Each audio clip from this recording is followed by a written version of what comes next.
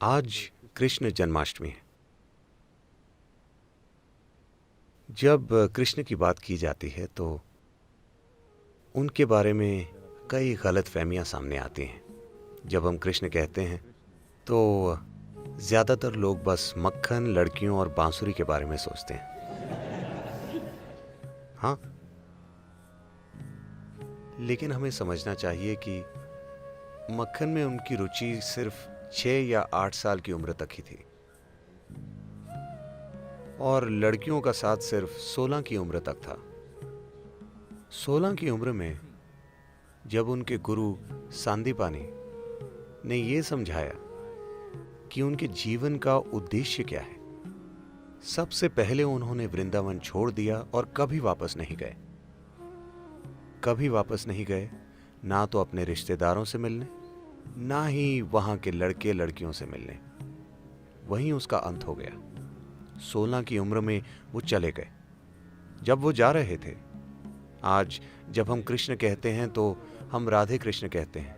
राधे कृष्ण से पहले आती, क्योंकि उनका प्रेम, उनकी करीबी, उनकी प्रेम लीला ने इस उपमहाद्वीप की पूरी संस्कृति की कल्पना में इस तरह जगह पाई है कि हम कृष्ण राधे नहीं कहते, हम राधे कृष्ण कहते हैं। लेकिन 16 की उम्र में उन्होंने राधे को आखिरी बार देखा और फिर कभी नहीं देखा। और 16 की उम्र में जब वो जा रहे थे, वो बोले, मैं ये बांसुरी तुम्हारे लिए बजाता हूं, अब मैं जा रहा हूं और वापस नहीं आऊंगा, तो तुम्हें एक भेंट के रूप में, क्योंकि तुमसे इतना प्रेम है, मैं ये बांसुरी तुम्हें देता हूं और अब कभी बांसुरी नहीं बजाऊंगा। और उन्होंने नहीं बजाई। उसके बाद राधा ने बांसुरी बजाई। उन्होंने 16 की उम्र के बाद कभी नहीं बजाई।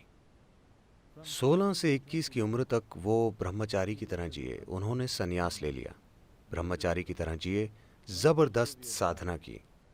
उसके बाद उनका पूरा जीवन समर्पित था राजनीतिक प्रक्रिया और आध्यात्मिक प्रक्रिया का मिलन करवाने के लिए। इसका अंत तबाही के साथ हुआ, लेकिन उन्होंने हर संभव काम किया। इन चीजों की कभी बात नहीं की जाती। उत्तरी भारत के मैदानों में उन्होंने 1000 से ज्यादा आश्रम बनवाए, क्योंकि वो आध्यात्मिक प्रक्रिया को अलग चीज नहीं बनाना चाहते थे। वो आध्यात्मिक प्रक्रिया को जीवन का हिस्सा बनाना चाहते थे। जैसे हम जीते हैं, जैसे हम ब्रश करते हैं, वैसे ही ध्यान करें। वो आध्यात्मिक प्रक्रिया को एक अलग तत्व की तरह नहीं, बल्कि जीवन की मुख्य धारा में लाना चाहते थे। विशेष रूप से देशों के शासकों के जीवन में, उन सभी देशों के जो उस समय मिलकर भारत बनाते थे। उनका मिशन था उस समय की राजनीतिक प्रक्रिया को आध्यात्मिक बनाना। तो साफ है कि उन दिनों की राजनीति लोकतांत्रिक नहीं थी। तो उन्होंने सोचा कि सबसे जरूरी चीज है, अगर शासकों तक आध्यात्म पहुंचे तो फायदा स्वाभाविक रूप से लोगों को मिलेगा। जो लोग दूसरे लोगों के जीवन को संभालते हैं, जैसे राजा या प्रधानमंत्री या आज के राष्ट्रपति या किसी कंपनी के सीईओ, क्योंकि उनके नीचे लाखों लोग काम करते हैं, जब आपके पास ऐसी जिम्मेदारी है तो हर विचार जो आप पैदा करते हैं, हर भावना जो आप पैदा करते हैं, हर काम जो आप करते हैं, वो लाखों लोगों की जिंदगी को प्रभावित करता है। जब आपके पास ऐसी जिम्मेदारी है तो ये बहुत महत्वपूर्ण है कि आप एक अच्छी स्थिति में हैं।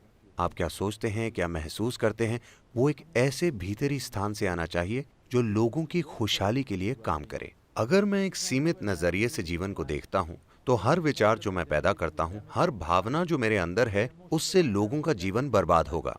वो काम जो मैं करता हूँ और विशेष रूप से वो काम जो मैं नहीं करता, जो मुझे करने चाहिए, उनसे लोगों के जीवन में जबरदस्त नुकसान होगा, है ना? तो उन्होंने सिर्फ शासकों पर ध्यान दिया। वो चाहते थे कि उस समय के राजा आध्यात्मिक हो जाएं। दुर्भाग्य से इसका अंत तबाही के साथ हुआ, कुरुक्षेत्र की तबाही। एक भयंकर युद्ध जिसमें पुरुषों की एक पूरी पीढ़ी खत्म हो गई। पर फिर भी हम उनकी पूजा करते हैं। हर वो चीज जो वो रचना चाहते थे वो असफल हो गई कुरुक्षेत्र युद्ध के साथ। एक चीज जो उन्होंने हर हाल में रोकने की कोशिश की वो था ये युद्ध, लेकिन सबसे भयंकर युद्ध हुआ और वो खुद, उनके अपने परिजन आपस में लड़े और एक दूसरे को मारा।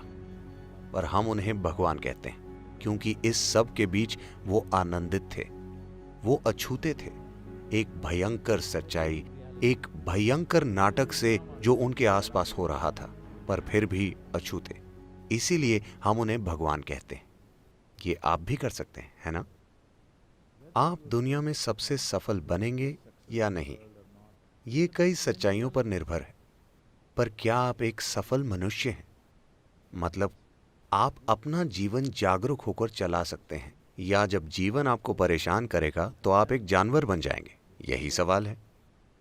अगर ये एक सवाल आप सफलता से संभाल लेते हैं